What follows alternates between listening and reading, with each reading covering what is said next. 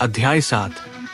वो हवा में झूल रहा था, उसकी पकड़ मजबूत हो रही थी और वो नीचे संघर्षरत आकृति को घूर रहा था।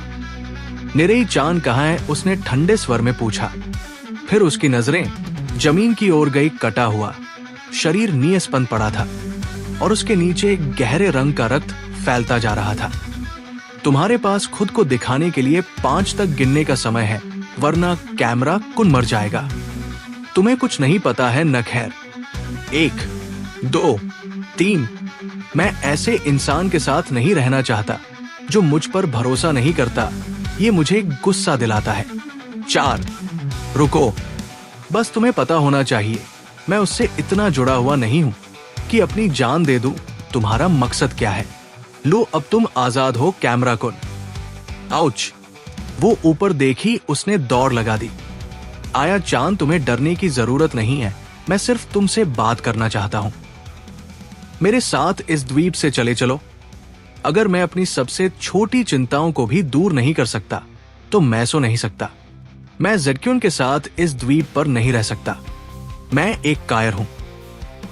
मुझे नाव के चालक की मौत के लिए पहले से तैयार होना चाहिए था, लेकिन वो बहुत जल्दी मर गया, जिससे मुझे नाव चलाने की पूरी समझ नहीं मिल पाई। मैं हमेशा किनारे पर खड़े होकर देखता था और याद रखता था कि वो नाव कैसे चलाता था। तुम्हारे पास कोई और विकल्प नहीं था ना, इसलिए तुम्हें उसे मारना पड़ा। वो शायद खुद ही नाव लेकर भाग जाता, क्योंकि वो जोन से डरता था। जब तुमने उसे मारा तो उसे काटा भी था ना। काटने के निशान पर नोरी थी। नकाई और किमोटो जैसे लोग गुप्त भोजन भंडार से चोरी कर रहे थे। नाव का चालक होने के अलावा वो एक मूर्ख और लालची इंसान था। मैंने जोन से उसकी रक्षा की, फिर भी मुझे समझ नहीं आया कि उसके साथ क्या करना चाहिए। वो निडर खड़ी थी। मुझे काबिल लोगों के प्रति उतना ही सम्मान और स्नेह है जितना खुद के प्रति। बस मुझ पर भरोसा करो, या कम से कम तुम्हारे लिए आया चांद। कभी नहीं। मेरे साथ आकर एक नया साम्राज्य बनाओ। तुम मेरे प्रकार के नहीं हो। मैं तुम्हारी रक्षा करूंगा आया चांद। मुझे संदेह है कि अब तुम्हें मेरी कोई जरूरत है। तुम्हें तो खुद ही नाव लेकर भाग जाना चाहिए। नहीं, मुझे तुम्हारी जरूरत है। मैं तुम्हें देना चाहता हूं। मैं इस तीर से तुम्हारी जान ले लूंगी। अपनी नेक्रोफिलिया वर्जिनिटी आया चांद। अब उन्हें गिन लो। तुम्हारे पास बस कुछ ही तीर बचे हैं। अब मेरी बारी है। तुम ताकेमोटो को मारते समय बेहद सतर्क थे। क्या यह तुम्हारा आखिरी तीर है? कैमरा उसकी पीठ की ओर घूम गया। वहां और कोई तीर नहीं थे। ये उसका आखिरी मौका था। मैं तुम्हें तुरंत नहीं मारूंगा। अगर तुम डरकर निशाना चूक जाओ तो चिंता मत करना। वे दोनों आमने सामने थे। फिर उसने कहा। वो मुझे छोड़ने की कोशिश नहीं कर रही थी। वो पूरी तरह सीधी खड़ी थी, तैयार निशाना साधने के लिए। उसकी आवाज इसी दिशा से आ रही है। मुझे किसी खुले स्थान में उस पर हमला करना चाहिए, किसी तंग जगह में छिपकर सूरज निकलने का इंतजार करने के बजाय। मेरे पास इतना समय है कि मैं उस पर तीर चला सकूं, जितना थोड़ा मैं देख पा रही हूं। अंधेरा होने की चिंता थी, लेकिन मेरे कैमरे का नाइट विजन काम आया। हाँ, ये काम करता है। अब चलो। वो काफी खुश लग रहा था। गंदा, अगर मैं निरई सन को यहां ले आऊं तो कगावा भी आ जाएगा।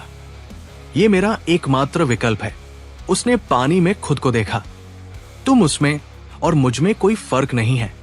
नहीं, तुम और भी ज्यादा गंदे हो।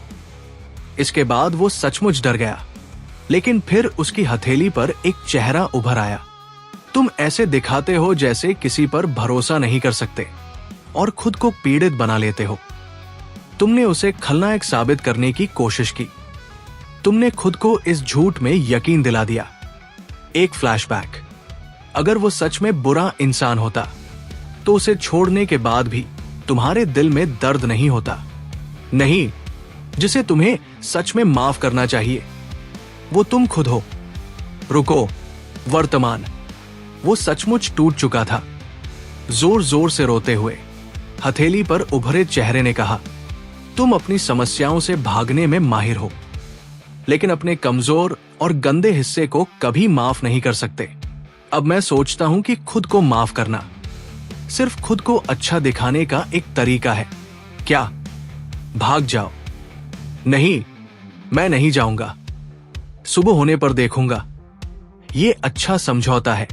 इस तरह तुम्हारा शरीर और तुम्हारा दिल दोनों सुरक्षित रहेंगे। वो नाव पर अकेला था। कैमरा निरई की ओर नहीं घुमा। वो वहां खड़ा था, किसी पर तीर साधे हुए। अगर मैं चूक गया तो सब खत्म हो जाएगा। मुझे पूरा भरोसा है कि तीर कहीं न कहीं उसके शरीर पर लगेगा। अगर मैं उसे बस एक झलक के लिए भी देख पाऊं तो तीर चला दूंगा। भले ही मैं उसे गंभीर रूप से घायल न कर सकूं, लेकिन दर्द से वो बेहोश हो सकता है और इससे मुझे भागने का मौका मिल जाएगा। एक नग्न आदमी के हाथ में पत्थर था।